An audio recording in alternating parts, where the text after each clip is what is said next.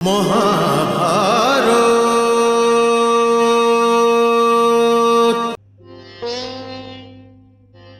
আপনার চরণে স্থান পেয়ে তো আমি ধন্য হয়ে গেছি ঋষিবর। ঋষির উপর শব্দের জাল ফেলো না রাজন। যেটা বলতে এসেছি সেটা মন দিয়ে শোনো। তুমি থাকাকালীন তোমার অনুজ পুত্রদের সাথে যা কিছু হয়েছে ঠিক হয়নি, কোনো দৃষ্টিকোণ থেকে ঠিক ছিল না।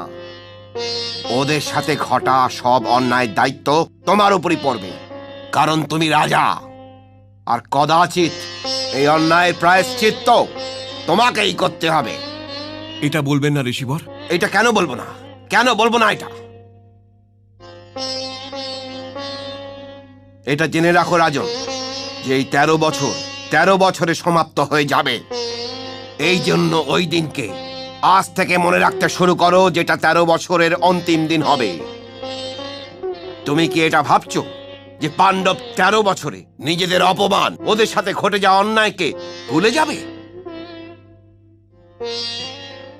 দুর্যোধন আমার কথা মানতে চায় না ঋষিবর। আমি কি করব? যদিও তোমার পুত্র না হতো রাজন, তবে কি করতে? তোমার রাজ্যতে রাজার আজ্ঞার পালন যে করতে না চায়, তাকে কি দণ্ড দেওয়া হয় রাজন? ও আমার পুত্র ঋষিবর। পুত্র একজন নাগরিক হয়ে থাকে রাজন, আর বিধি সম্পর্কের মুখের দিকে তাকায় না। ওকে বোঝাও যে রাজা তুমি। ওকে বোঝাও যে কুরু বংশের জ্যেষ্ঠ হচ্ছেন গঙ্গাপুত্র ভীষ্ম, আর তোমাদের দুজনের জীবদ্দশায় রাজনীতি কিংবা রাজ্যের ওপর ওর কোনো অধিকার নেই। ওকে বোঝাও। আর যদি ও না বোঝে, তোকে আদেশ দাও যে ও পাণ্ডবদের সাথে সন্ধি করে নিক। আর তবুও যদি ও আজ্ঞার পালন না করে, দণ্ড দাও ওকে।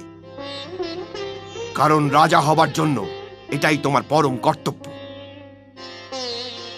অহংকারের বৃক্ষের ওপর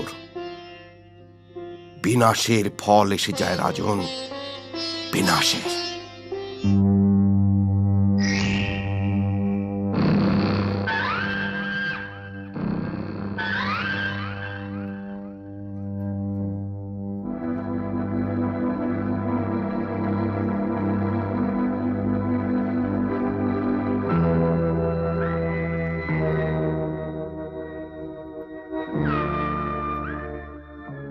ওই অজ্ঞাতবাসের মধ্যে আমরা আমাদের গুপ্তচরকে পাণ্ডবদের পেছনে লাগিয়ে দেবো, ব্যাস।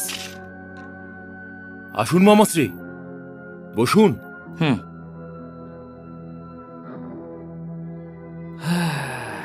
দীর্ঘশ্বাসের কারণ কি গান্ধার নরেশ? মহারাজ বড়ই দুঃখ পেয়েছেন ভাগ্নে। মহারিষি ব্যাস ওনার আত্মবিশ্বাসের শিকড় নাড়িয়ে দিয়েছেন। এই মহারিষিদের তো অন্য কোনো কাজই থাকে না, কেবল অহেতুক হিতোপদেশ দিয়ে বেড়াতে থাকেন। ক্ষমতা থাকলে আমি ওদের সবকিছু বন্ধ করে দিতাম। না, এমন মূর্খের মতন ভুল কখনো করবে না দুর্যোধন, কখনো করবে না। ঋষিদের সেবা করো। এরা বড়ই সরল মানুষ হন। এদের সমাদর করো, এদের কথা শোনো। কিন্তু ওদের কথা মান্য করার প্রয়োজন কি আছে? মহাভারত।